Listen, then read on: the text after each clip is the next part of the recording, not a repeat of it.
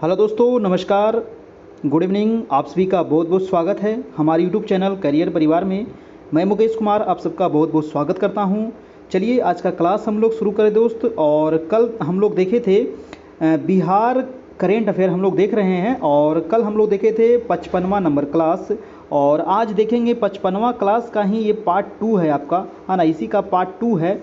और क्योंकि इसमें कुछ बाकी रह गया था, ठीक है, इसमें बहुत सारा चीज़ हम लोग कल देखे थे, और इसका पीडीएफ अगर चाहिए तो आपको पीडीएफ लेने के लिए आपको हमारे व्हाट्सएप ग्रुप में जुड़ना पड़ेगा।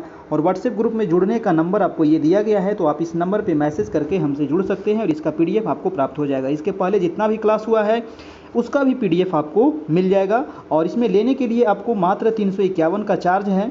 तो अभी 301 रुपये का ऑफ़र चल रहा था, तो जिनको भी लेना है तो आप ले सकते हैं 301 रुपया पेड करके। आपको फ़ोन पे, गूगल पे, पेटीएम, अमेजन पे, कुछ भी इस नंबर पे आपको पेमेंट करना है किसी भी माध्यम से, और पेमेंट करके इसी नंबर व्हाट्सएप पर आपको भेज देना है। वहाँ पर आपको सारा चीज़ मिल जाएगा। हमारा टेलीग्राम अभी तक आप ज्वाइन नहीं किए हैं तो ये हमारा टेलीग्राम ग्रुप है, और टेलीग्राम ग्रुप ज्वाइन करने के लिए सबसे पहले आपको टेलीग्राम एप्लीकेशन को डाउनलोड करना होगा प्ले स्टोर से। वहाँ पर डाउनलोड करने के बाद अपना नंबर वेरीफाई करने के बाद टेलीग्राम में जाकर के आप कैरियर परिवार सर्च कीजिएगा तो मेरा चैनल आ जाएगा, आप इसको ज्वाइन कर लीजिएगा। अभी लगभग इसमें 2500 लोग जुड़ चुके हैं, ठीक है। तो आप लोग इसको ज़रूर से ज़रूर ज्वाइन करें, वहाँ पर आपको क्वेश्चन अपलोड किया जाता है। कल हम लोग देख लिए थे बिहार के पूरे मानचित्र के बारे में, ठीक है, और ये सब चीज़ हम देख लिए थे। बिहार का सामान्य परिचय देख लिए थे, बिहार का ये सभी चीज़ आपको, राजकीय प्रतीक आपको बता दिया गया था, भौगोलिक परिचय। अगर कल वाला क्लास नहीं देखे हैं ना तो ज़रूर देख लीजिएगा, बहुत इंपॉर्टेंट क्लास है कल का, है ना, वो आप ज़रूर देख लीजिएगा। लगभग 1.25 घंटे का क्लास था आपका, वहाँ से बहुत सारा प्रश्न आपको एग्जाम में पूछा जा सकता है। ऐसा नहीं कि सिर्फ आपको प्रधान शिक्षक में ही, बिहार का जितना भी एग्जाम होता है सभी में आपको पूछा जा सकता है। तो अगर बिहार एसएससी की तैयारी कर रहे हो तो उनके लिए भी काफ़ी इंपॉर्टेंट है, बीपीएससी का तैयारी कर रहे हो उनके लिए भी इंपॉर्टेंट है, दरोगा का है उनके लिए भी इंपॉर्टेंट है। मतलब कि बिहार का कोई भी एग्जाम हो सभी के लिए ये काफ़ी इंपॉर्टेंट था। तो ये सब चीज़ हम कल देख चुके थे। प्रशासनिक परिदृश्य हो गया था, आर्थिक परिदृश्य हम देख लिए, बिहार की जनगणना के बारे में जो महत्वपूर्ण तथ्य था उसको देख लिए थे। आज बिहार की जनगणना को हम लोग पूरा निचोड़ निकालेंगे, ठीक है, और वहाँ से आपको सारा तथ्य आपको पता चल जाएगा। राज्य में शिक्षा के बारे में देख लिए आपका, बिहार के विविध संबंधित आपको देख लिए, अभ्यारण्य हो गया, पशु विहार हो गया, नदियाँ हो गई, ये सब चीज़ आपको देख लिए थे कल हम लोग, है ना। और हम आगे चलते हैं, और इसमें अभी और बहुत कुछ बाकी है दोस्तों। आज काफ़ी इंपॉर्टेंट क्लास है, आज का भी होने वाला है, ठीक है। तो हम चलते हैं बिहार विधानसभा चुनाव। जी हाँ, विधानसभा चुनाव भी आपको बता दिया गया था कल, ठीक है। और इसके आगे हम आज देखने वाले हैं, आज हम शुरू करेंगे यहाँ से, बिहार में कौन, क्या और कहाँ, ठीक है। तो ये हम स्टार्ट करते हैं, ठीक है, बिहार के मंत्रिमंडल से संबंधित। और बिहार मंत्रिमंडल से आपको एक आप प्रश्न आपको यहाँ से पूछ सकता है कि कौन से किस पद पर आपको आसीन है, कौन से मंत्री, ठीक है। तो सबसे पहले नीतीश कुमार जी हमारे मुख्यमंत्री हैं, है ना, और ये 7वें नंबर, मतलब कि 7वां बार इन्होंने शपथ लिया है लगातार, ठीक है, लगातार नहीं कह सकते हैं, 7वां बार इन्होंने टोटल अभी तक शपथ ले चुके हैं मुख्यमंत्री के पद पर, ठीक है। इन्होंने मुख्यमंत्री के रूप में है, गृह मंत्री भी इन्हीं के अंदर में है ना, सामान्य प्रशासन हो गया, निगरानी एवं सभी आवंटित विभाग, सभी चीज़ जो है वो नीतीश कुमार के अंडर में है। आपको उप मुख्यमंत्री अगर पूछा जाए कि उप मुख्यमंत्री कौन है, तो अभी जो उप मुख्यमंत्री हैं वो तारकिशोर प्रसाद हैं, ठीक है, तारकिशोर प्रसाद। देखिए अभी बिहार में 2 उप मुख्यमंत्री है ना, ये मोदी सरकार में मतलब कि 2-2 उप मुख्यमंत्री मतलब रखने का प्रचलन यहाँ पर चला दिया गया है। और बिहार में भी 2 उप मुख्यमंत्री हैं, एक तो तारकिशोर प्रसाद हैं, एक रेणु देवी है, और रेणु देवी भी उप मुख्यमंत्री हैं, है ना। ये हो गई। आपको वित्त मंत्री भी कौन है, तो अगर वित्त मंत्री पूछ लिया जाए तो वित्त मंत्री भी आपको कौन है, तो वो भाजपा से हैं, तारकिशोर प्रसाद, ठीक है। वाणिज्य, कर, नगर एवं आवास मंत्रालय सभी आपको तारकिशोर प्रसाद के पास है। और रेणु देवी के पास क्या क्या है, तो ये उप मुख्यमंत्री हैं, पिछड़ा वर्ग इनके अंदर है, अति पिछड़ा है, और आपदा प्रबंधन मंत्रालय भी इन्हीं के अंडर में है, ठीक है। हमारे जो शिक्षा मंत्री जो हैं, है ना, जो शिक्षा को इतना चौपट कर रहे हैं वो है आपको विजय कुमार चौधरी जी, ठीक है, जो शिक्षा को मतलब कि इतना चौपट कर दिए हैं बिहार में, तो ये है विजय कुमार चौधरी जी। और संसदीय कार्य मंत्री भी यही है, ठीक है। विजेंद्र प्रसाद यादव जो है ये ऊर्जा मंत्री है, योजना एवं विकास मंत्रालय इनके अंतर्गत। अशोक चौधरी अभी भवन निर्माण मंत्री है, शीला कुमारी अभी परिवहन मंत्री है, मंगल पांडे, ये काफ़ी इंपॉर्टेंट है, आपको पूछ सकता है ना। इसमें देखिए सभी नहीं पूछ सकता है, जो स्टार्टिंग में आपको 4-5 है आपका वो आपको पूछ सकता है ना, और कुछ कुछ और भी है आपका, जैसे स्वास्थ्य मंत्री मंगल पांडे जी हैं, है ना, आपको शिक्षा मंत्री पूछा जा सकता है, ठीक है, ऊर्जा मंत्री पूछा जा सकता है, ठीक है। तो ये सब चीज़ आप याद रखिएगा। जैसे उप मुख्यमंत्री आपको पूछ सकता है, ठीक है, वित्त मंत्री आपको पूछ सकता है, ठीक है, पिछड़ा वर्ग आयोग के मंत्री कौन है, तो रेणु देवी, है ना, ये सब चीज़ आप ध्यान रखिएगा। ठीक है। और इसमें कुछ ज़्यादा और भी इम्पोर्टेंट नहीं है। और मुकेश सहनी अभी जो है ये पशु एवं मत्स्य संसाधन मंत्री है, याद रखिएगा, ठीक है।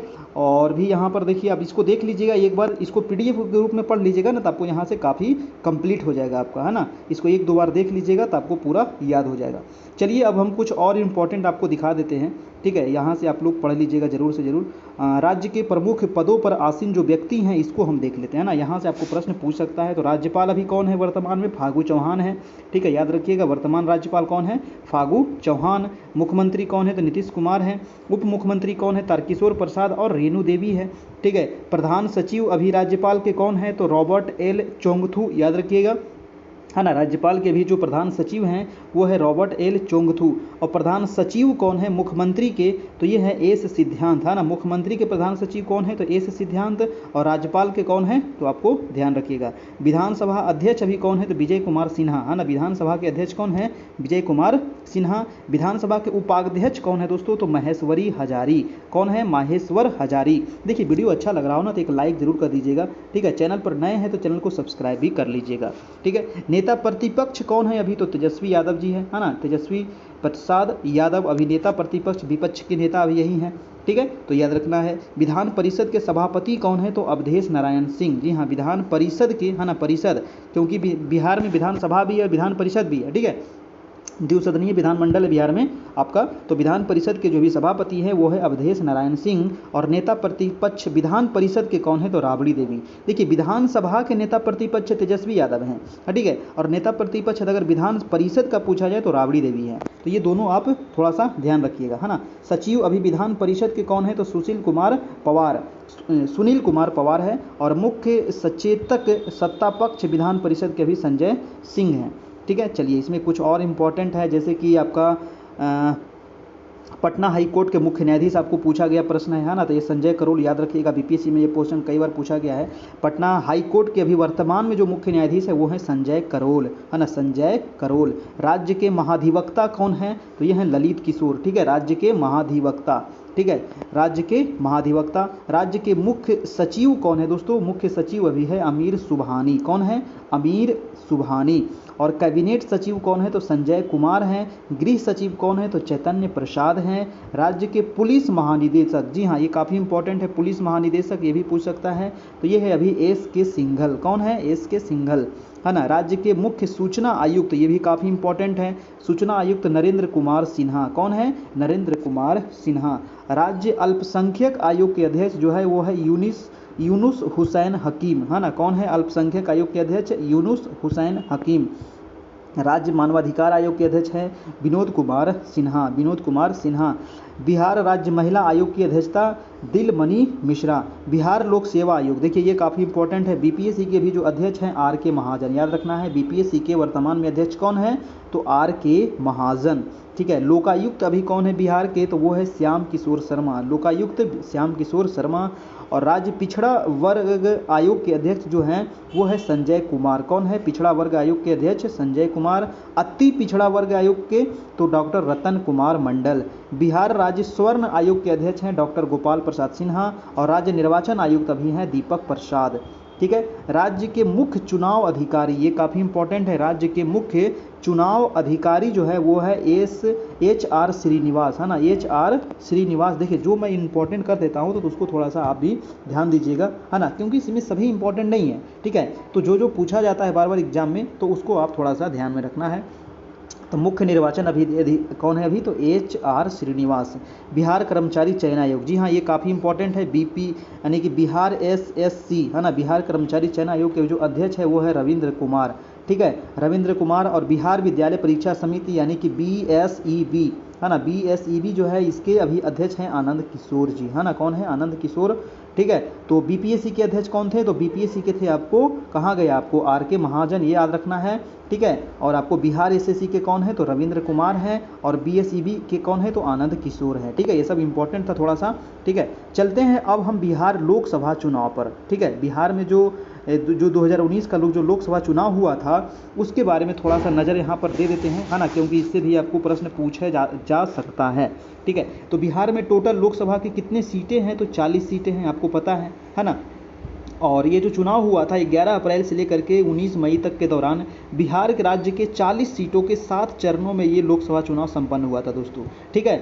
और इसमें लालू प्रसाद यादव के राष्ट्रीय जनता दल का सुपड़ा साफ हो गया था। जी हाँ, जो 2019 का जो लोकसभा चुनाव था उसमें आरजेडी, जी हाँ आरजेडी का सुपड़ा साफ हो गया था, मतलब कि एक भी सीट इन्होंने नहीं जीत पाया था, ठीक है। 40 सीट जो बिहार में लोकसभा का है उसमें एक भी सीट आरजेडी नहीं जीत पाई थी 2019 में, ठीक है। तो ये भी आपको क्वेश्चन पूछ सकता है ना, कि कौन सा एक बहुत बड़े पार्टी हो करके मतलब एक भी सीट ये नहीं जीत पाई, ठीक है। 23 मई 2019 को आए चुनाव परिणाम, जी हाँ चुनाव का परिणाम जो आया था वो 23 मई 2019 को आया था।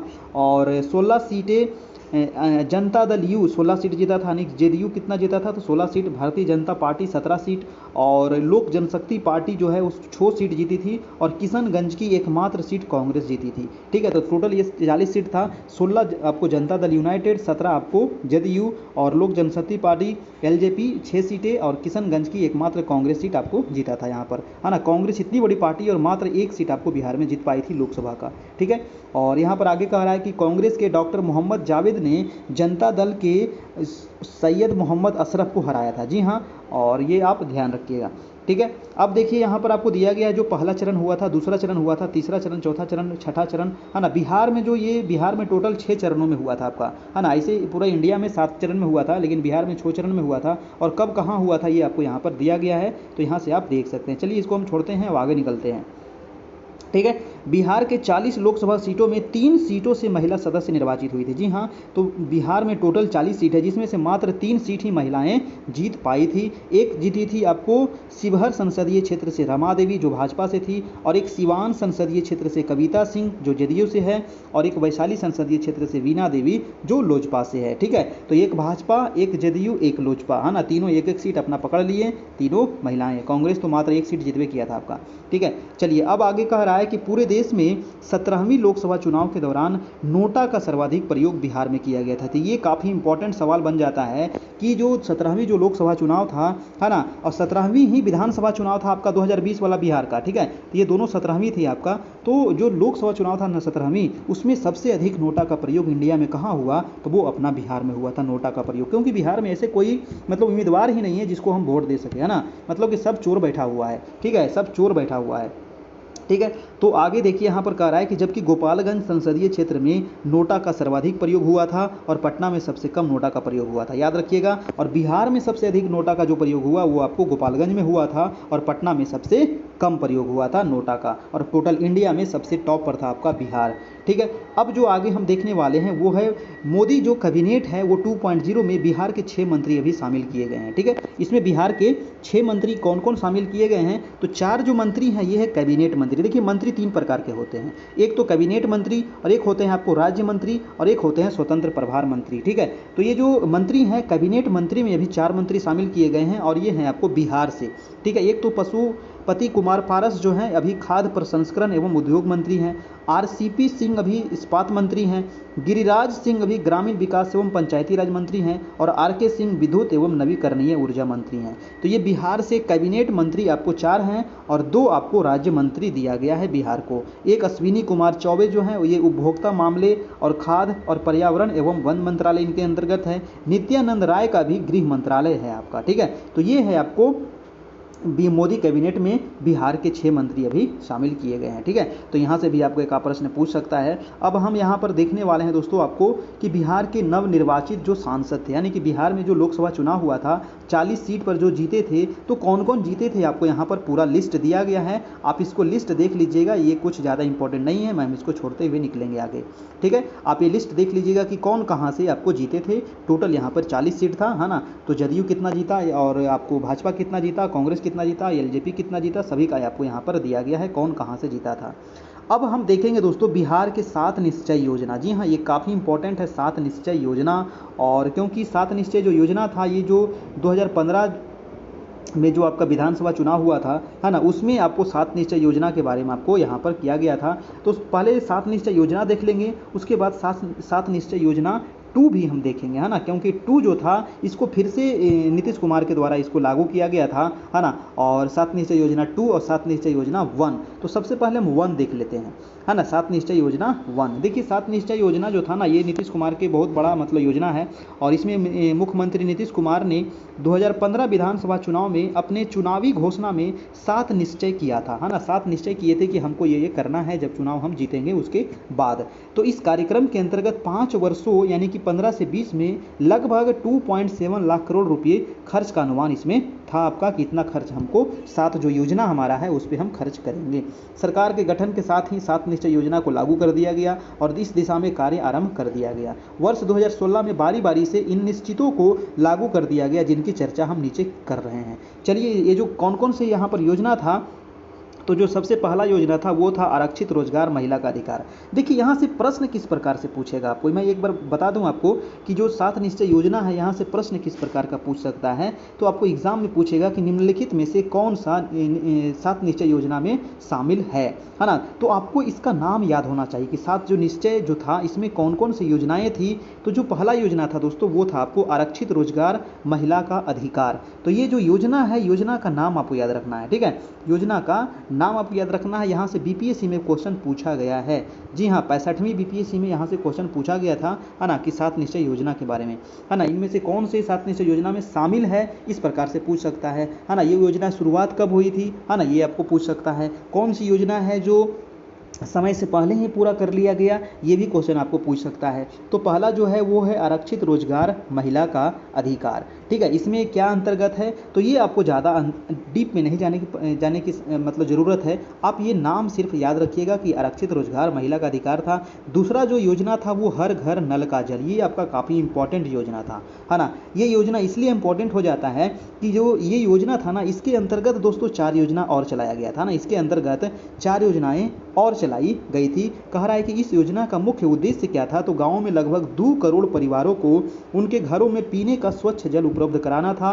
और निश्चय योजना को पूरा करने के लिए राज्य सरकार 4 योजनाएं प्रारंभ की थी। वो 4 योजनाएं कौन कौन सी थी, तो वो थी पहला कि मुख्यमंत्री ग्रामीण पेयजल योजना, मुख्यमंत्री ग्रामीण पेयजल, मुख्यमंत्री ग्रामीण पेयजल निश्चय योजना, मुख्यमंत्री शहरी पेयजल योजना। तो ये 4 योजना इसके अंतर्गत चलाया गया था। तो आपको ये क्वेश्चन पूछ सकता है कि घर घर नल का जल के अंतर्गत कौन कौन सी योजनाएं चलाई गई थी, तो ये 4 योजनाएं इसके अंतर्गत चलाई गई थी। कितने करोड़ लोगों को इसमें मतलब कि स्वच्छ जल मतलब दिया जाएगा, तो 2 करोड़ परिवारों को, ठीक है। तो ये चीज़ आपको पॉइंट आपको एग्जाम में पूछ सकता है, ठीक है। तीसरा जो आपका योजना चलाया गया था वो था आपको आर्थिक हल युवाओं को बल, है ना, आर्थिक हल युवाओं को बल। और इसके अंतर्गत जो किया गया था दोस्तों, तो ये आप ध्यान रखिएगा, है ना, ये ज़्यादा इंपॉर्टेंट नहीं था। अगला जो था वो हर घर बिजली लगातार। देखिए हर घर जो बिजली लगातार है ना, ये योजना आपको काफ़ी इंपॉर्टेंट है। ये योजना इसलिए इंपॉर्टेंट हो जाता है क्योंकि जो ये योजना है ये 2020 तक इस योजना को पूरा करना था हमको, लेकिन इस योजना को दोस्तों 2018 में ही इसको पूरा कर लिया गया था, है ना। मतलब कि जो इसका समय निर्धारित था, है ना, समय से पहले ही 2018 में इसको निश्चित पूरा कर लिया गया था। ये क्वेश्चन आपको पूछ सकता है कि वो कौन सी योजना 7 निश्चय योजना की थी जो अपने समय से पहले ही इसको पूरा कर लिया गया, तो वो था हर घर बिजली लगातार, ठीक है। तो ये चीज़ आप याद रखिएगा। अगला जो योजना था इनका, वो योजना है आपका कि घर तक पक्की गली और नालियाँ, है ना, घर तक पक्की और गली नालियाँ। तो ये आप ध्यान रखिएगा। नेक्स्ट जो योजना था वो है शौचालय निर्माण घर का सम्मान। जी हाँ, शौचालय निर्माण घर का सम्मान, है ना। और लास्ट जो योजना था वो अवसर बढ़े आगे पढ़े। जी हाँ, तो अवसर बढ़े आगे पढ़े हेतु बहुत सारी इसमें और भी जो योजना था इसमें शामिल किया गया था, ठीक है। तो इसमें देखिए और भी कुछ आपको यहाँ पर दिया गया है, तो ये भी चीज़ आप यहाँ से ध्यान रखना है, ठीक है। तो ये 7 निश्चय योजना था आपका, ठीक है। और 7 निश्चय योजना जो था इससे ज़्यादा इंपॉर्टेंट है आपका 7 निश्चय योजना 2, ठीक है। 7 निश्चय योजना को भी ध्यान में रखना है और 7 निश्चय योजना 2 तो आपको काफ़ी इंपॉर्टेंट है ही, यहाँ से आपको हमेशा आपको प्रश्न पूछा जा सकता है, ठीक है। चलिए, तो 7 निश्चय योजना 2 के बारे में हम देख लेते हैं। यहाँ पर देखिए कह रहा है कि बिहार के विकास के सुशासन के लिए कार्यक्रम 20 से 25 के अंतर्गत आत्मनिर्भर बिहार के 7 निश्चय 2 यानी कि 20 से 25 को लागू करने की स्वीकृति राज्य सरकार ने 15 सितंबर 2020 को दे दिया था। यानी कि 7 निश्चय जो योजना था वो काफ़ी सफल रहा और इसीलिए इसको 7 निश्चय योजना 2 फिर से इसको लागू किया गया और इसमें नए नए कार्यक्रम को 7 गो कार्यक्रम को इसमें जोड़ा गया। इस योजना के लागू करने तथा कार्यान्वयन एवं अनुश्रवण सुनिश्चित करने हेतु सैद्धांतिक स्वीकृति भी राज्य मंत्रिमंडल से मिल गया है और जिसकी चर्चा आपको नीचे की गई है। तब हम नीचे देखते हैं कि कौन कौन से इसमें योजनाएं लागू किया गया है। तो जो पहला योजना था ये काफ़ी इंपॉर्टेंट है, याद रखना है। ये इंपॉर्टेंट इसलिए है कि युवा शक्ति बिहार की प्रगति। इसमें है कि हर जिले में मेगा स्किल सेंटर खोला जाएगा, हर प्रखंड में टूल रूम ट्रेनिंग सेंटर स्थापित किया जाएगा, स्किल एवं उद्यमिता हेतु नया विभाग एवं उद्यमिता विकास हेतु अनुदान दिया जाएगा, ITI एवं पॉलिटेक्निक संस्थानों में सेंटर ऑफ एक्सीलेंस की स्थापना की जाएगी। तो ये सब किसके अंतर्गत किया जाएगा? तो युवा शक्ति बिहार की प्रगति के अंतर्गत किया जाएगा। ठीक है, तो ये चीज़ आप ध्यान रखना। ये पहला आपको योजना था। दूसरा जो योजना है वो है आपको सशक्त महिला सक्षम महिला। जी हाँ, सशक्त महिला सक्षम महिला, ये काफ़ी इंपॉर्टेंट योजना है और इसमें क्या क्या किया गया है चलिए इसको हम देख लेते हैं। कह रहा है कि क्षेत्रीय प्रशासन में आरक्षण के अनुरूप भागीदारी की व्यवस्था, स्वयं का उद्योग स्थापित करने हेतु सरकार महिलाओं को अनुदान और ब्याज सहित उपलब्ध कराएगी। ठीक है, ब्याज सहित पूंजी भी यहाँ पर सरकार उपलब्ध कराएगी अगर महिलाएं कोई भी उद्योग स्थापित करना चाहती है। नेक्स्ट जो तीसरा इसके अंतर्गत था कि उद्योगों में परियोजना लागत का 50% अधिकतम 5 लाख रुपये तक अनुदान तथा अधिकतम 5 लाख तक का ब्याज मुक्त यहाँ पर ऋण आपको दिया जाएगा। उच्च शिक्षा हेतु महिलाओं को यहाँ पर प्रोत्साहन दिया जाएगा। दोस्तों ये काफ़ी इंपॉर्टेंट है ना, जो अगर महिलाएं उच्च शिक्षा लेना चाहती है तो इसको प्रोत्साहन भी दिया जाएगा। जैसे कि 12th पास अविवाहित महिला को 25,000 रुपया दिया जाएगा और स्नातक पास महिला को 50,000 रुपया आपको अनुदान दिया जाएगा। ठीक है, अगर वो शिक्षा लेना चाहती है तो ठीक है, तो इसके अंतर्गत ये सभी चीज़ था। तो सशक्त महिला सक्षम महिला के अंतर्गत आपको पूछ सकता है एग्जाम में कि जो 12th पास अविवाहित महिलाएं हैं उनको कितने रुपये देने की, मतलब कि यहाँ पर अनुदान राशि प्रोत्साहन राशि देने की व्यवस्था किया गया है। याद रखना है 25,000 और स्नातक महिला को 50,000 रुपये। तो ये क्वेश्चन आपको यहाँ से पूछ सकता है। अगला जो आपका योजना था वो था हर खेत तक सिंचाई का पानी। जी हाँ, हर खेत तक सिंचाई का पानी, याद रखिएगा। जो नेक्स्ट योजना है वो है स्वच्छ गांव समृद्ध गांव। जी हाँ, स्वच्छ गांव समृद्ध गांव के अंतर्गत क्या क्या है? तो सभी गांवों में सोलर लाइट स्ट्रीट लाइट है ना, जो गली में जो स्ट्रीट लाइट है ना, सोलर लगा करके और वहाँ पर ऊपर में आपको लाइट लगा दिया गया है। तो ये योजना इसके अंतर्गत ही था। ठोस एवं तरल अपशिष्ट प्रबंधन, पशु एवं मत्स्य संसाधन विकास, पूर्व की निश्चय योजनाओं का अनुरक्षण। तो ये सभी चीज़ें किसके अंतर्गत था? तो स्वच्छ गांव समृद्ध गांव के अंतर्गत। नेक्स्ट जो योजना था वो है आपका स्वच्छ शहर विकसित शहर है ना, स्वच्छ शहर विकसित शहर। इसमें है कि ठोस एवं तरल अपशिष्ट प्रबंधन, शहरी गरीबों हेतु बहुमंजिला आवास इसमें बनाना और वृद्धजनों हेतु आवास स्थल। अगर एग्जाम में पूछ लिया जाए कि वृद्धजनों हेतु आश्रय स्थल जो है ये किस योजना के अंतर्गत है, तो स्वच्छ शहर विकसित शहर 7 निश्चय योजना के अंतर्गत है आपका। ठीक है, तो इस प्रकार से प्रश्न आपको एग्जाम में पूछा जा सकता है। ठीक है, अब है कि जो नेक्स्ट योजना है वो है सुलभ संपर्कता। जी हाँ, सुलभ संपर्कता क्या है? तो इसके अंतर्गत था कि ग्रामीण पथों की संपर्कता हेतु नई सड़कों का यहाँ पर निर्माण करना। आगे जो है कि शहरी क्षेत्रों में आवश्यकतानुसार बाईपास एवं फ्लाईओवर का निर्माण। तो ये सब था आपको सुलभ संपर्कता है ना। अब देखिए फ्लाईओवर क्यों बनाएगा, अब बाईपास क्यों बनाया जाएगा? क्योंकि एक दूसरे से संपर्क स्थापित करने के लिए। तो ऐसे भी थोड़ा सा दिमाग लगा करके सोच सकते हैं ना कि संपर्क हमको स्थापित करना है तो हमको बाईपास बनाना है, फ्लाईओवर बनाना है ना, सड़क का निर्माण करना है, रेलवे का निर्माण करना है। तो ये सभी चीज़ आपको आ जाएगा सुलभ संपर्कता में। ठीक है, सबके लिए अतिरिक्त स्वास्थ्य सुविधाएं। जी हाँ, जो नेक्स्ट जो लास्ट योजनाएं थी 7 निश्चय योजना में वो है कि सबके लिए अतिरिक्त स्वास्थ्य सुविधाएं, मतलब कि बेहतर पशु स्वास्थ्य प्रबंधन हेतु आधारभूत व्यवस्था, गांव-गांव तक लोगों के लिए स्वास्थ्य सुविधाओं की बेहतर व्यवस्था, हृदय में छेद के साथ जन्मे बच्चों के लिए निःशुल्क उपचार हेतु बाल हृदय योजना। ये योजना काफ़ी इंपॉर्टेंट है, ये क्वेश्चन आपको पूछ सकता है कि हृदय में छेद के साथ जन्मे बच्चों के लिए निःशुल्क उपचार हेतु बाल हृदय योजना किस योजना के अंतर्गत आता है? तो 7 निश्चय योजना 2 के अंतर्गत ये दिया गया है आपको। कि मतलब कि अगर कोई बच्चे जो हैं अगर उनके जो हृदय है उसमें क्या है, छेद है, अगर कोई बच्चे जन्म लेते हैं अगर उनके हृदय में छेद है तो उनका जो उपचार कराया जाएगा राज्य सरकार के द्वारा बिल्कुल मुफ्त निःशुल्क उपचार कराया जाएगा। ठीक है, और ये है आपको सबके लिए अतिरिक्त स्वास्थ्य सुविधा के अंतर्गत ये कराया जाएगा। 7 निश्चय योजना 2 के अंतर्गत ये कराया जाएगा। तो ये काफ़ी इंपॉर्टेंट है, यहाँ से इसको आपको पूछ सकता है आपको।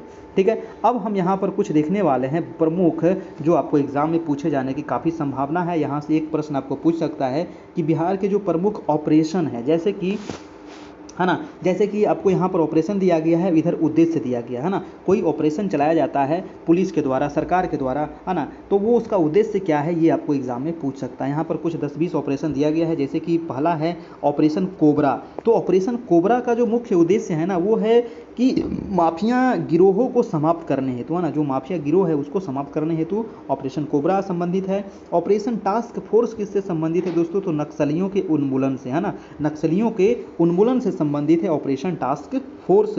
और ऑपरेशन उजाला किससे संबंधित है, तो मुजफ्फरपुर जिले के तत्कालीन कलेक्टर एवं जिला मजिस्ट्रेट राजबाला वर्मा द्वारा नगर के कुख्यात रेड लाइट एरिया को समाप्त करने हेतु संबंधित है ऑपरेशन उजाला।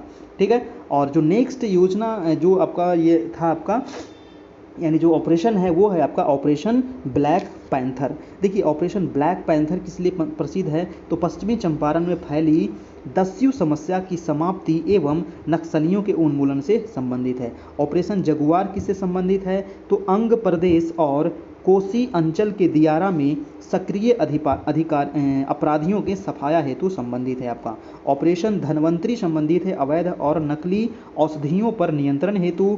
ऑपरेशन मॉनसून किससे संबंधित है, तो वर्षा ऋतु में संरक्षित वनों में हो रहे अवैध शिकार को रोकने से संबंधित है।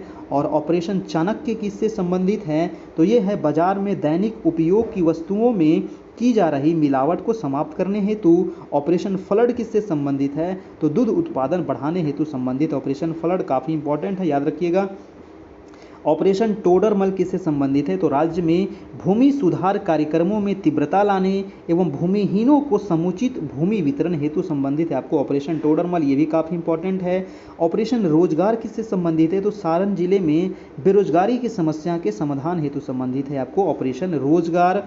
और ऑपरेशन कॉम्बिंग किससे संबंधित है, तो दमरिया में हुए भीषण नरसंहार के आरोपियों को पकड़ने के लिए। और ऑपरेशन सिद्धार्थ संबंधित है दोस्तों माओवादी उग्रवाद से निपटने के लिए नक्सल प्रभावित क्षेत्रों में चलाया गया अभियान, जिसके तहत क्षेत्र में सड़क, स्कूल, अस्पताल जैसी बुनियादी सुविधाएं मुहैया करवाने पर जोर दिया गया है। और ऑपरेशन दशक किससे संबंधित है, तो ऑपरेशन दशक जो है ये है, इसका उद्देश्य जो है वो राज्य में आर्थिक एवं सामाजिक रूप से दुर्बल वर्ग की दशा सुधारने और उन्हें सामाजिक न्याय प्राप्त करने हेतु संबंधित है। ऑपरेशन चारा किससे संबंधित है, तो सीबीआई द्वारा चारा घोटाले की जांच कर दोषियों को गिरफ्तार करने के जो चलाया गया था ये संबंधित है ऑपरेशन चारा।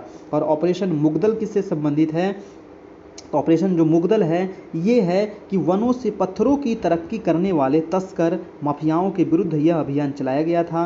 और इस ऑपरेशन की शुरुआत मुंगेर जिले में वन विभाग द्वारा 15 फरवरी 2002 को शुरुआत की गई थी ऑपरेशन मुदगल। ठीक है, तो ये कुछ ये ऑपरेशन दिया गया है, यहाँ से एक प्रश्न आपको एग्जाम में पूछ सकता है, तो इसको भी आप देख लीजिएगा। अब जो हम देखने वाले हैं जो सबसे इंपॉर्टेंट टॉपिक है वो है आपको बिहार जनगणना 2011। और बिहार जनगणना जो 2011 है यहाँ पर, और इसको काफ़ी विस्तार से यहाँ पर दिया गया है और इसको हम देखेंगे यहाँ पर। तो चलिए इसको शुरुआत करते हैं बिहार जनगणना 2011। देखिए वीडियो पर नए हैं ना, अभी तक लाइक नहीं किए हैं तो लाइक कर दीजिएगा चैनल को, और चैनल पर नए हैं तो इसको सब्सक्राइब भी कर लीजिएगा। ठीक है, बगल में जो लाल लिखा हुआ है सब्सक्राइब, उस पर क्लिक कीजिएगा तो वो ब्लैक हो जाएगा, वो सब्सक्राइब हो जाएगा। ठीक है, और उसके बाद जो घंटी है उसको भी बजा दीजिएगा ताकि 9 बजे आपको डेली लाइव क्लास मिल सके। चलिए दोस्तों अब शुरू करते हैं बिहार जनगणना 2011। देखिए सबसे पहले आपको कुल जनसंख्या, बिहार की जो कुल जनसंख्या है आपको कल ही बताया गया था 10, 40, 99, 452। मोबाइल नंबर की तरह इसको याद रखना है, 10, 40, 99, 452 ये बिहार की वर्तमान में जनसंख्या है 2011 के अनुसार। वर्तमान में नहीं कर सकते हैं, 2011 के अनुसार। अभी देखिए नया डाटा नहीं आया है, 2000 नया जो जनगणना अभी जो होगा है ना उसका नया डाटा नहीं आया है, तो अभी हमको 2011 वाला से ही काम चलाना पड़ेगा। और ये 2011 में कितना था, तो 10, 40, 99, 452।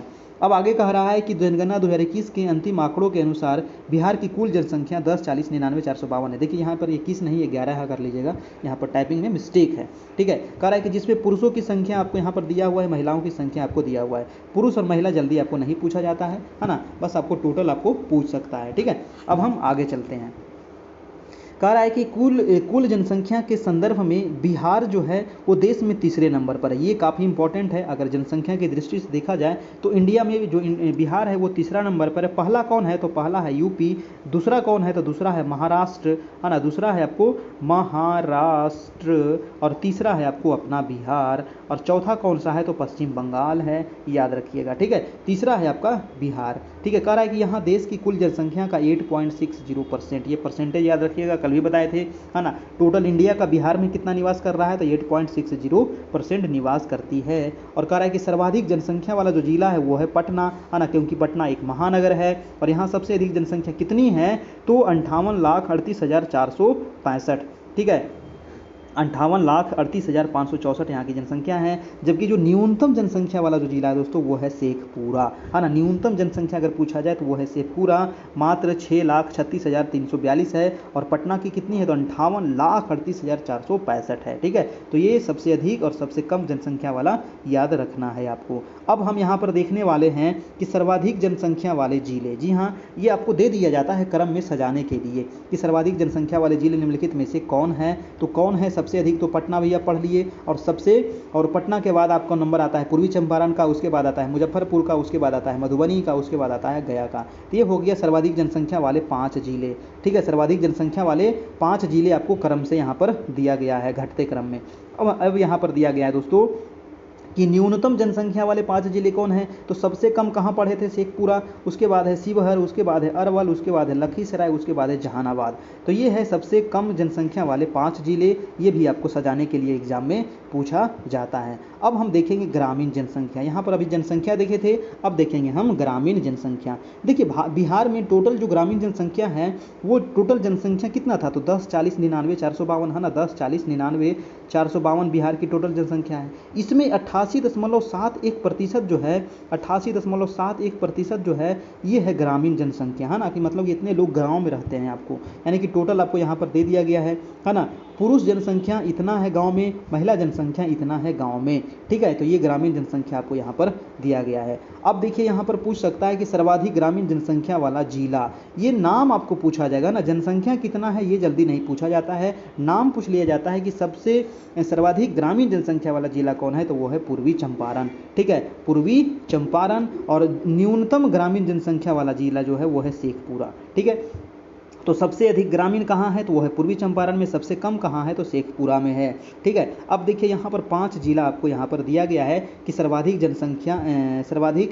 ग्रामीण जनसंख्या वाले 5 जिले आपको है ना। ग्रामीण जनसंख्या वाला है सबसे ज़्यादा पूर्वी चंपारण, उसके बाद मुजफ्फरपुर, उसके बाद मधुबनी, फिर समस्तीपुर और फिर है गया। तो ये है आपको 5 मतलब कि ग्रामीण जनसंख्या वाले जिले, ये क्रम से आपको सजाने के लिए एग्जाम में पूछ सकता है। न्यूनतम जनसंख्या वाला जो है वो है शेखपुरा, टॉप नंबर पे है, सबसे कम ग्रामीण जनसंख्या यही है। और शिवहर है, उसके बाद फिर अरवल है, फिर लखीसराय है, फिर मुंगेर है। तो ये हो गया न्यूनतम ग्रामीण जनसंख्या वाले 5 जिले। अब देखेंगे शहरी वाला, है ना। अब शहरी वाला देखिए, ठीक है। तो शहरी में कुल जनसंख्या कितनी है तो मात्र 11.29। ये परसेंटेज आपको एग्जाम में पूछ सकता है, परसेंटेज ही पूछा जाता है ज़्यादा करके एग्जाम में, कितना है ये नहीं पूछा जाता है ना। परसेंटेज आपको पूछा जाता है और पूछा भी गया है। तो कुल जनसंख्या जो शहरी है वो है 11.29%। पुरुष जनसंख्या दे दिया गया है, महिला जनसंख्या भी दे दिया गया है। अगर पूछ लिया जाए कि सर्वाधिक शहरी जनसंख्या कहाँ है तो वह है पटना जिला में। सर्वाधिक शहरी लोग कहाँ रहते हैं तो वह है पटना में, क्योंकि पटना एक क्या है तो पटना एक मात्र महानगर है आपको बिहार की, ठीक है। जबकि जो न्यूनतम शहरी वाला जो जिला है वो है शिवहर। शिवहर में कितना मतलब कि शहरीकरण लोग हैं तो 28,116 लोग, है ना। 28,116 मात्र जनसंख्या है आपको शहरी जनसंख्या। न्यूनतम कौन है तो शिवहर, अधिकतम कौन है तो वह है पटना, याद रखिएगा, ठीक है। अब यहाँ पर हम देखेंगे, चलिए कुछ और हम देख लेते हैं यहाँ पर। जैसे कि यहाँ पर 5 जो जिला दिया हुआ है शहरी जनसंख्या में, वो सब सर्वाधिक शहरी जनसंख्या वाले 5 जिला कौन है तो पटना है, फिर भागलपुर आता है, फिर गया आता है, फिर बेगूसराय आता है। 4 ही दिया गया है, 4 आप याद रखिएगा, निकल जाएगा आपका। और न्यूनतम किसका है तो शिवहर सबसे न्यूनतम था, फिर अरवल था, फिर कैमूर था, फिर खगड़िया था। ये न्यूनतम शहरी जनसंख्या वाले जिले हैं आपके। अब देखेंगे दोस्तों दशकीय वृद्धि, वेरी इंपॉर्टेंट है दशकीय वृद्धि, है ना। दशकीय वृद्धि आपको बार बार पूछा जाता है। देखिए दशकीय वृद्धि का मतलब क्या होता है, यानी कि 10 साल पे जनगणना होता है ना। 2001 में जनगणना हुआ था, उसके बाद जनगणना हुआ आपको 2011 में, यानी कि 1 से 11 के बीच में कितने साल का अंतर है तो 10 साल का अंतर है। यानी कि ये 10 साल में कितनी जनसंख्या की वृद्धि हुई है उसी को कहते हैं दशकीय वृद्धि। ठीक है, उसी को क्या कहते हैं, दशकीय वृद्धि कहते हैं। तो यहाँ पर कह रहा है कि 2001 से 2011 के मध्य बिहार की दशकीय जनसंख्या वृद्धि दर कितनी रही, तो 25.42। ये क्वेश्चन आपको पूछा गया है और आपको पूछे जाने की 100% संभावना है। ठीक है, तो 1 से लेकर के 11 तक दशकीय वृद्धि दर कितना रहा बिहार का, तो 25.42%। जबकि औसत पूछ सकता है, औसत का मतलब ये राष्ट्रीय औसत है, मतलब कि टोटल इंडिया का कितना था, तो 17.7% था टोटल इंडिया का जनसंख्या वृद्धि दर, दशकीय वृद्धि दर। जबकि बिहार का कितना है, तो 25.42 है।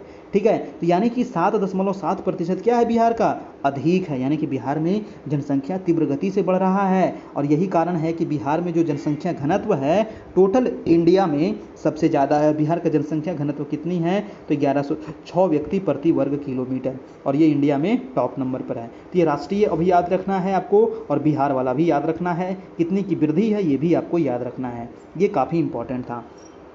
अब आपको आगे कह रहा है कि ध्यातत्व है कि बिहार की यह दशकीय जनसंख्या वृद्धि दर 11 से 21 में के मध्य ऋणात्मक हो गई है। यानी कि बिहार का जनसंख्या जो है पहले जो था दोस्तों ये काफ़ी तेज था, लेकिन वर्तमान में क्या हो गया है, थोड़ा सा ऋणात्मक हो गया है, मतलब कि कम गया है। पहले की अपेक्षा थोड़े लोग शिक्षित हुए हैं, है ना, और पहले हर एक मतलब कि परिवार में एक एक लोग को 7 बच्चा, 8 बच्चा, 9 बच्चा, 10 बच्चा, अभी वर्तमान समय में 2 से 3 मैक्सिमम हो पाता है। ठीक है, तो इसीलिए जनसंख्या थोड़ा सा क्या हुआ है, कमा है, ऋणात्मक हुआ है आपका। आगे कह रहा है यहाँ पर कि सर्वाधिक दशकीय जनसंख्या वृद्धि वाला जिला जो है वह मधेपुरा हुआ।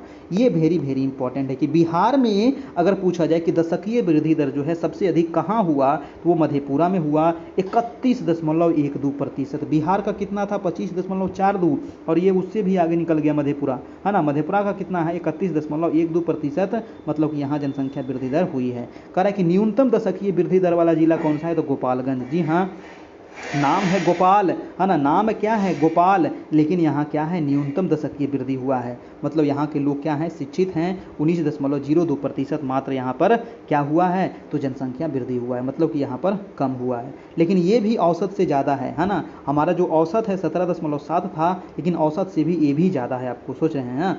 चलिए हम अब आगे देखते हैं।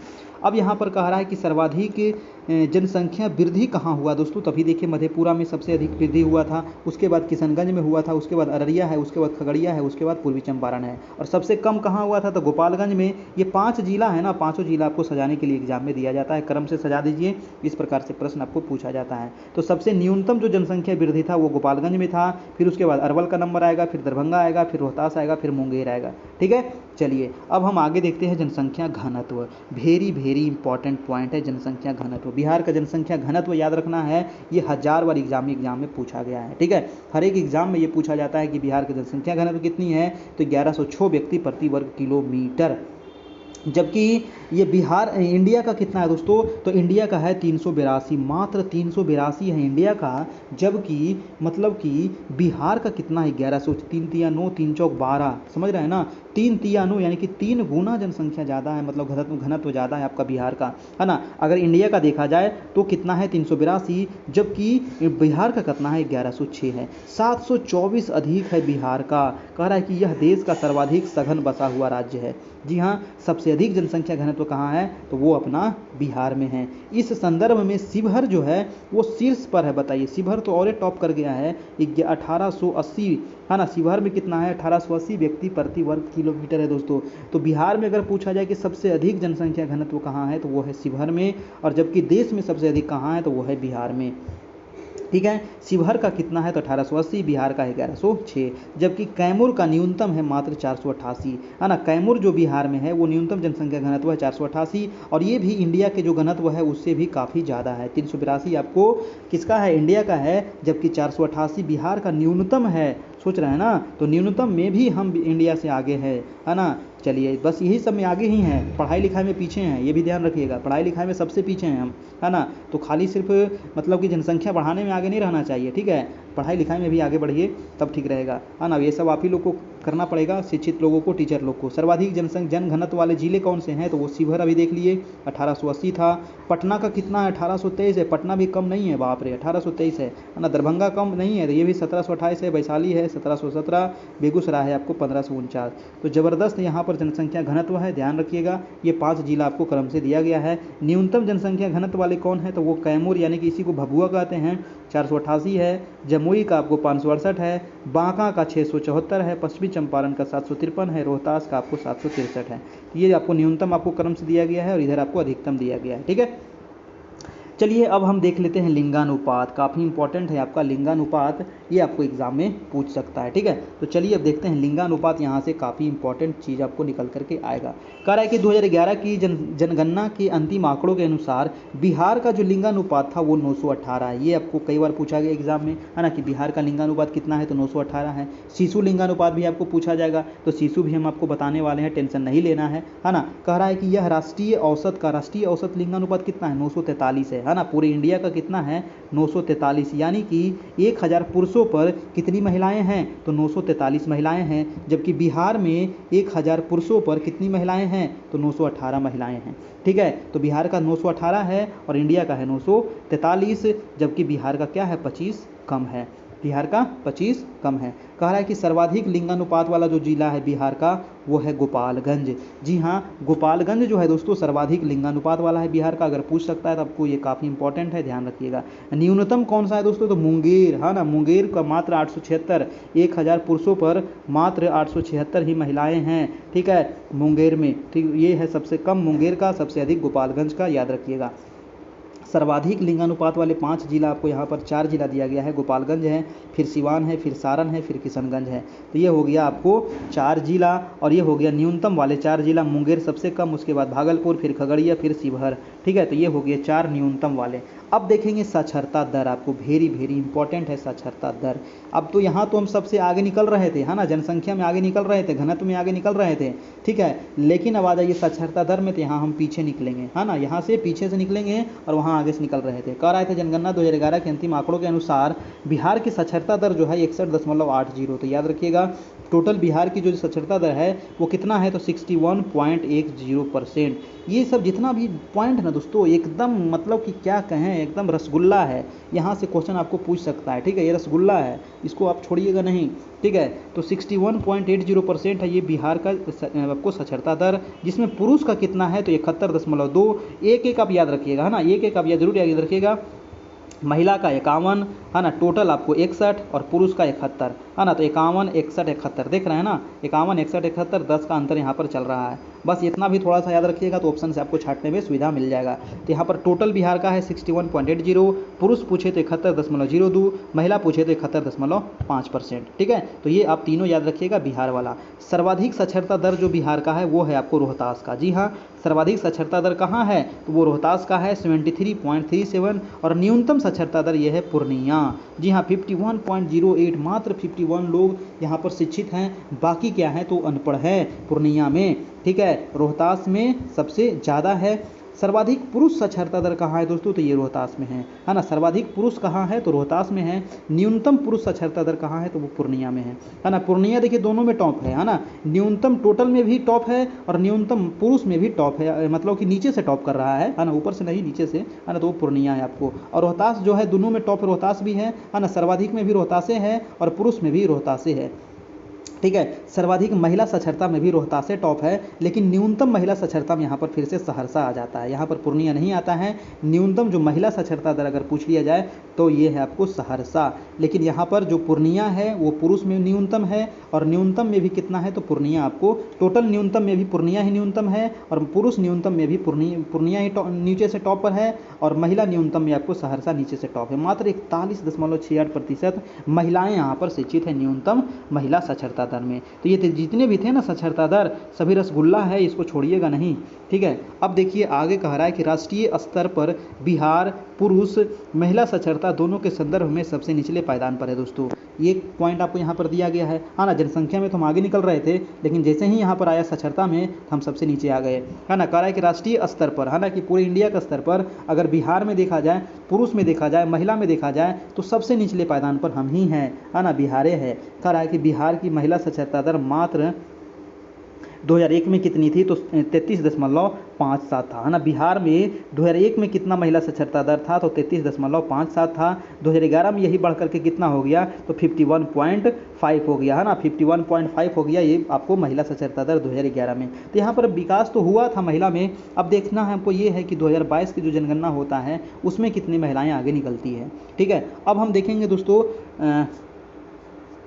चलिए अब हम देख लेते हैं सर्वाधिक साक्षरता दर कहाँ कहाँ है। तो सर्वाधिक साक्षरता जो बिहार में है वो रोहतास में टॉप पर है, फिर पटना का आता है नंबर, फिर भोजपुर, फिर मुंगेर, फिर औरंगाबाद, और न्यूनतम साक्षरता में आता है पूर्णिया, फिर सीतामढ़ी, कटिहार, भोजपुर और सहरसा। ये 5 जिले आपको दिए गए हैं क्रम से, न्यूनतम और अधिकतम याद रखना है, ठीक है। अब देखेंगे शिशु जनसंख्या, है ना। शिशु जनसंख्या यानी कि 0 से 6 वर्ष के लिए शिशु जनसंख्या जो है वो 0 से 6 वर्ष को ही कहा जाता है शिशु जनसंख्या। तो कह रहा है वर्ष 2011 की जनगणना के अनुसार बिहार की कुल शिशु जनसंख्या कितनी है, तो इतनी जनसंख्या थी, है ना। ये आपको जनसंख्या नहीं पूछा जाएगा, इसमें बालकों की संख्या इतनी थी और आपको बालिकाओं की संख्या इतनी थी, ठीक है। तो ये आप थोड़ा सा देख लीजिएगा, ये आपको पूछा नहीं जाएगा इसे, ठीक है। अब हम आगे देखते हैं कि शिशु जनसंख्या के संदर्भ में सर्वाधिक जनसंख्या वाला जो जिला है वो है पूर्वी चंपारण। तो ये क्वेश्चन आपको पूछ सकता है कि सबसे अधिक शिशु की जनसंख्या कहाँ है बिहार में, तो वो है आपको कहाँ, तो पूर्वी चंपारण में है, ठीक है, पूर्वी चंपारण में। और न्यूनतम कहाँ है दोस्तों, तो वो है शेखपुरा में। न्यूनतम शिशु कहाँ है, शेखपुरा में। अधिकतम शिशु बच्चे कहाँ हैं, तो वो है आपको पूर्वी चंपारण में, ठीक है। चलिए अब हम आगे चलते हैं। अब आगे में यहाँ पर कुछ इंपॉर्टेंट देख लेते हैं। शिशु लिंगानुपात, जी हाँ, ये आपको लल्लन टॉप है, ये ध्यान रखिएगा। शिशु लिंगानुपात, यहाँ से क्वेश्चन आपको पूछ सकता है कि बिहार का शिशु लिंगानुपात जो है वो है आपको 935, है ना। और जबकि बिहार का लिंगानुपात कितना था, तो 918 था। शिशु कितना है, तो 935 है, ये दोनों याद रखना है। जबकि राष्ट्रीय में दोस्तों 919 है, जी हाँ, राष्ट्रीय में हम ठीक हैं। राष्ट्रीय में हमारी जो स्थिति है वो अच्छी है, क्योंकि इंडिया का जो शिशु लिंगानुपात है वो है 919, है ना, जबकि बिहार का है 935। तो यहाँ पर काफ़ी अच्छा है, यानी कि 16 हमारा अधिक है। लेकिन जैसे बच्चे बड़े होते हैं तो यहाँ घट जाता है ना। तो इसका मतलब है कि बच्चे की क्या हो रही है, मृत्यु हो रही है कि नहीं। चलिए आगे कह रहा है कि सर्वाधिक शिशु लिंगानुपात वाला जो जिला है वो है किशनगंज। तो ये क्वेश्चन आपको रामबाण है, याद रखिएगा। सर्वाधिक शिशु लिंगानुपात वाला जो है वो है किशनगंज, यहाँ पर 971 है। जबकि न्यूनतम शिशु लिंगानुपात वाला है आपका 904, ये वैशाली का है, ठीक है। तो ये आपको ध्यान रखिएगा, ये लल्लन टॉप सारे सवाल लल्लन टॉप है, यहाँ से क्वेश्चन आपको पूछ सकता है, ठीक है। अब देखेंगे अनुसूचित जाति के बारे में, यानी कि एससी के बारे में। अब चलिए हम देख लेते हैं। कह रहा है कि जनगणना 2011 के अंतिम आंकड़ों के अनुसार बिहार में अनुसूचित जातियों की कुल जनसंख्या है आपको इतना, है ना, यानी कि एससी की जनसंख्या कितनी है, तो इतना आपको दिया गया है। जबकि कुल जनसंख्या में 15.9%, यानी कि जनसंख्या आपको परसेंटेज एग्जाम में पूछा जाता है, यानी कि टोटल जनसंख्या कितना था, 10, 40, 99, 452, उसमें एससी कितनी है, तो 15.9% कितना है, तो एससी है आपका, ठीक है। जबकि इसमें पुरुष दिया गया है इतना और महिला दिया गया है इतना आपका। सर्वाधिक एससी कहाँ है दोस्तों, तो गया में। ये क्वेश्चन कई बार पूछा गया है कि बिहार में सर्वाधिक एससी कहाँ है, तो वो है आपको गया में, अनुसूचित जाति। और न्यूनतम एससी कहाँ है, तो वो है आपको शिवहर में। सर्वाधिक जनसंख्या प्रतिशत गया कहाँ है, तो एससी का तो वो गया में ही है। और न्यूनतम जनसंख्या प्रतिशत कहाँ है, तो वो किशनगंज में है। तो जनसंख्या भी दे दिया है और आपको परसेंटेज भी दे दिया है, ये दोनों आप याद रखिएगा, ये आपको पूछ सकता है एग्जाम में। अब देखेंगे अनुसूचित जनजाति यानी कि एसटी के बारे में। तो एसटी जो में अगर देखा जाए तो टोटल जनसंख्या इतनी है, जिसमें कुल जनसंख्या का मात्र 13%, यानी कि बिहार में जितनी जनसंख्या है उसका 13% कौन रह रहा है, तो वो रह रहा है एसटी रह रहा है। इसमें पुरुष इतनी है, महिलाएं इतनी हैं।